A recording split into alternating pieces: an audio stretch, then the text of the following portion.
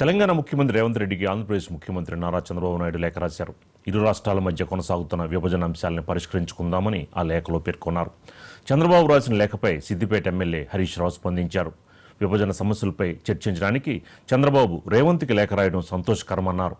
విభజన సమయంలో lower Sileru power ప్రాజెక్టుని ఏపీలో కలిపారని, ఖమ్మం జిల్లాకు చెందిన 7 మండలాలని ఏపీకి అప్పగించారని అన్నారు.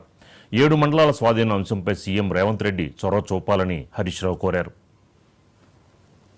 మీరు ఏ ఊరు కొన్నా ఒక అవ్వని అడుగుండ్రి, ఒక తాతని అడుగుండ్రి. 2 నెలల పెన్షన్ బాకీ పడ్డది గవర్నమెంట్. మే నెల పెన్షన్ రాలే, జూన్ నెల పెన్షన్ రాలే. అవ్వ తాతలకు 2 నెలల పెన్షన్ బకాయి పడ్డారు. పక్కనేమో చంద్రబాబు నాయుడు గారు 4,000 పెన్షన్ ఇచ్చిండు. పాత బకాయిలు కలిపి 7,000 పెన్షన్ 1వ తారీఖు అందించిండు. ఆయనేమో 1వ తారీఖు 7,000 ఇస్తే నువ్వు ఇచ్చే నువ్వు 4,000 చేస్తా అంటివి, 4,000 చేయకపోతివి. ఇచ్చే 2,000 2 నెలల నుంచి ఎగబెడితివి. తక్షణమే 4,000 పెన్షన్ పెంచాలని, బకాయి పడ్డ 2 నెలల అవ్వా తాతల ఆసరా పెన్షన్దారులందరికీ పెన్షన్ బకాయిలు విడుదల చేయాలని చెప్పి కూడా ఈ ప్రభుత్వాన్ని మేము డిమాండ్ చేస్తా ఉన్నాం. మీరు ఏ ఊరు కొన్నా ఒక అవ్వని అడుగుండ్రి, ఒక తాతని అడుగుండ్రి. 2 నెలల పెన్షన్ బాకీ. మీ సహచరుడు ఈరోజు ఆంధ్రప్రదేశ్ ముఖ్యమంత్రిగా ఉన్నారు.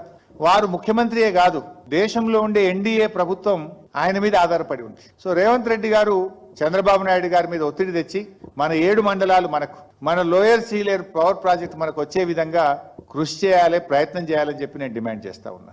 అది మొదలు 7 మండలాలు వచ్చినాకనే విభజన సమస్యలపై ముందుకు వెళ్లాలని చెప్పి కూడా నేను ప్రభుత్వాన్ని కోరుతా ఉన్నా. ఫస్ట్ మొదటి ఎజెండా 7 మండలాలు ఉండాలి. వాళ్ళు పోలవరం కట్టుకోవడానికి మనకు అభ్యంతరం లేదు. భద్రాచలంలో ఏర్పడిన చెత్త వేయడానికి డంప్ యార్డు కూడా స్థలం లేని పరిస్థితి ఏర్పడ్డది. ఆ 7 మండలాల ప్రజలు కూడా తెలంగాణతో ఉండాలని కోరుకుంటా ఉన్నారు. అందువల్ల ఈ మీటింగ్ లో మొదటి ఎజెండా తెలంగాణకు 7 మండలాలు తిరిగి వాపసు ఇచ్చే విధంగా. మీ సహచరుడు